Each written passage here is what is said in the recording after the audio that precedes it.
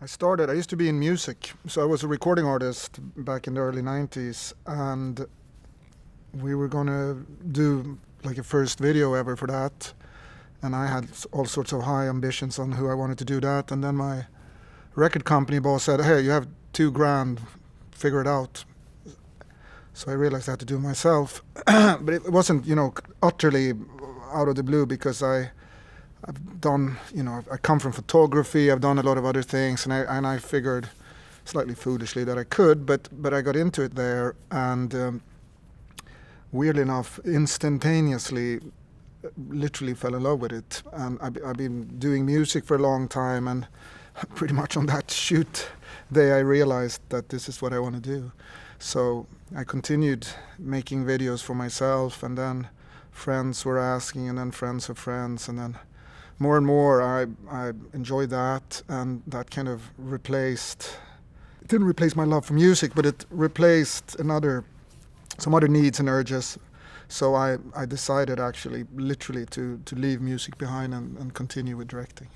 A script was lying on my desk one day, as they do. There's a lot of scripts in the world of filmmaking, and the thing is that most of them are not very good. But just by the title, I got very intrigued, because I knew that would be something that interests me. I like stuff that has darkness and a certain hopelessness, and aspects of even nihilism in it, and that got me interested. But then also I'm old enough to vividly remember when it happened. So there was already sort of a narrative for me to sort of hook on to. So I just jumped over the script, and like with all these things, it starts with the script, and the script was very, very good. I had just come back from a very similar type of limited series in Eastern Europe, actually longer. So it was a bit of a conflict between me, and I have a very large family, to sort of even allow myself to be interested in something with all the ramifications it has in my life. That's the downside with filmmaking, is that it always involves a lot of travel and long travels and all that. Fortunately enough, our kids are small enough to still be mobile, and my wife and I spoke about it, and then we realized we just had to do it.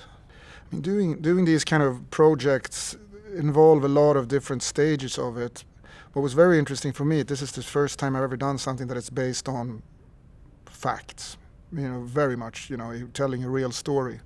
And coming into this, where I came from, sort of a fiction lover on a lot of levels, I felt that like let the drama sort of govern the situation here. And first time upon reading the script, I was talking to Craig, the writer, and I said, "Oh, this is great. So how much of this is true?" And he said, "Everything." Right there, my mind was blown, because obviously my knowledge about the Chernobyl catastrophe was limited to what everybody else knew. But upon reading this script, you understand that it's just a fraction of the magnitude and the tragedy and this incredible event on so many levels.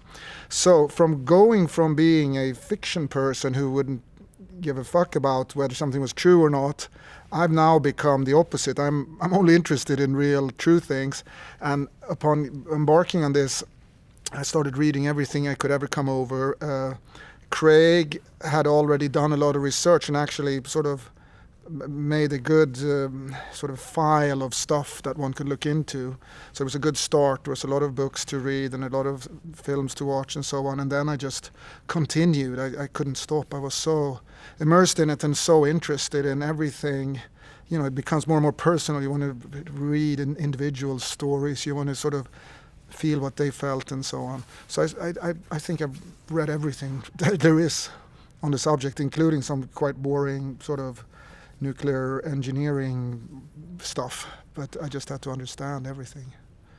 I always feel pressure in doing anything for myself. One of the main things in many art forms is to make it as difficult as you possibly can for yourself, and to not take any easy routes and not sort of follow some path of least resistance, rather the opposite. The only pressure I ever feel is for myself. It became for me about the truthfulness, of course, but also sort of the individual emotional authenticity of it. You want it to feel experiential and real rather than as a fictionized or a drama, even if it's based on real events. For me, it's about making it as experiential as ever possible, so that you, rather than watching it through normal filters of film and drama, and that's why I also got increasingly interested in it. It's more about feeling the realness and feeling the authenticity of the people we meet, the situations, and all of that. So it was very much about finding a path down something very difficult, desperately avoiding any tropes or anything that is sort of.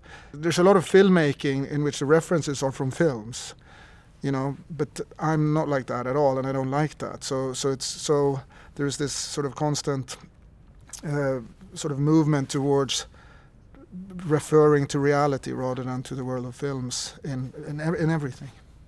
Again, I sort of started out in photography, so for me the image is very important, not necessarily from an aesthetical point of view, but from how the image makes you feel. And I mean, I guess it's just personal taste that I very much like, sort of some type of raw authenticity, but still with a photographic quality to it. I like the image adding a layer of emotions to it, how this image is made and how we do that. And then it becomes into sort of film school stuff, which deals with what is the eye, who's watching, and how do we enhance the sense of us participating in this rather than looking at it from the outside, but whilst also making beautiful images. So it's, for me, that aspect of filmmaking is something I'm very comfortable with, based on where I kind of come from, and I that's not something that particular bit comes very natural to me, and there's very few questions from me. It's just instinctively I know exactly what I want there. And then I had the pleasure and the privilege to work with a Swedish DOP that we both have tried to work with each other for many, many years, and it never worked out. And then just by some very strange serendipity, it worked out this time. And not only did it work out, it was a phenomenal partnership in terms of sensibilities and sort of this sort of Scandinavian, I don't want to say austerity, but there's a minimalism to some extent in how we deal with the photographic language.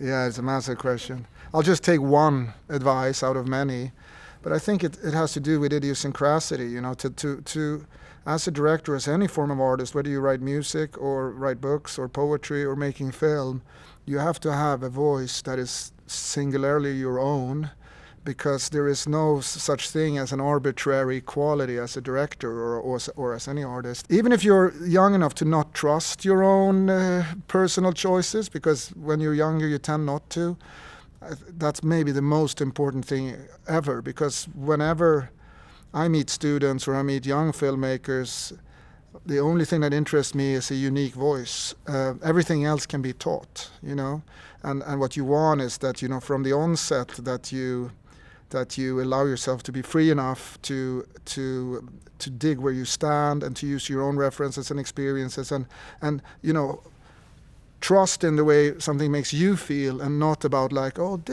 people are probably going to like this, but sort of just go down to your own feelings and be brave and very bold and all of that, and take massive, massive risks. That's the only thing. I mean, that's one of about a million pieces of advice I can give, but that one is pretty good one, I think.